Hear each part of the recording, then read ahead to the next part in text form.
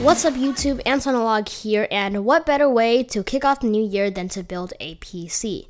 So in this series I will be building the ultimate workstation PC for video editing that is about $2,000. Part 1, which is the video you're watching right now, will consist of the parts and why I chose them. Part 2 will consist of the build log and how I built the machine, and Part 3 will be the results and the performance of the PC. So the two goals for this machine was, one, to be very silent and also powerful to help me with video editing in Adobe Premiere Pro. So without any further ado, let's get into part 1. For the processor, I chose the Intel i7-5820K. In my opinion, this is the best bang for the buck in the Haswell E lineup, and it uses the X99 chipset. It has 6 cores and 12 threads that are very good for video editing. And also, I don't need the extra PCIe lanes that come with the 5930K, and I can't justify the $1,000 cost of the 5960X. So I found that the 5820K was a good balance between cost and performance. Cooling this beast of a processor, I will be using the Be Quiet Dark Rock Pro 3. So I decided to go with the Dark Rock Pro 3 because air cooling was really a more silent option than water cooling. I tried the Kraken X41 from NZXT, and it was very loud out of the box, and I really couldn't do anything to make it more quiet, so I decided to return that to Amazon and get a Dark Rock Pro 3. Now, it was a lot cheaper and a lot more quiet, so I am really happy with my purchase. Working alongside the processor is 16GB of Corsair Vengeance LPX RAM. Now 16GB is enough for video editing, and as you go to 32 or 64GB, you will find that it doesn't do much for render speeds, so I decided just to stick with 16. So the LPX RAM is low profile RAM, and it fits under the Dark Rock Pro 3 very well, so that is why I chose to go with it.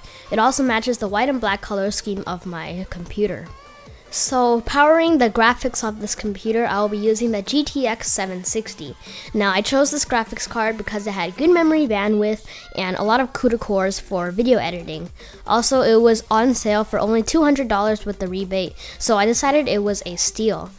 However, I am going to be upgrading to the GTX 960 with the new Maxwell architecture as soon as that comes out. So to put all these components on, I will be using the Asus X99 Deluxe motherboard. It looks very good and is pretty stable. It matches the black and white color scheme of my computer, and it has lots of USB 3.0 ports. It also has room for 2 extra M.2 SSDs, which I appreciate since I probably will be upgrading to that soon too. So for the boot drive, I will be using a Crucial MX100 SSD. So this has 256GB of storage, and that's more than enough for my OS and programs without going too overkill. For my media and other files, I will be using the Seagate Barracuda 1TB hard drive, as this is a very reliable and solid option. So since I decided to go with a silent build, I decided not to use the case fans, and I went with 2 Silent Wings 2 from Be Quiet, and also 2 SP140s from Corsair.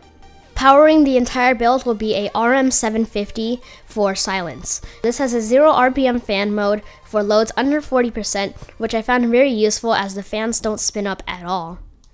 And finally, to put all these gorgeous components in, I chose the NZXT H440. So I chose the H440 because it was a silent computer, it had lots of room for cable management, and I like the chamber separation, and most of all, it is very functional and it looks good too.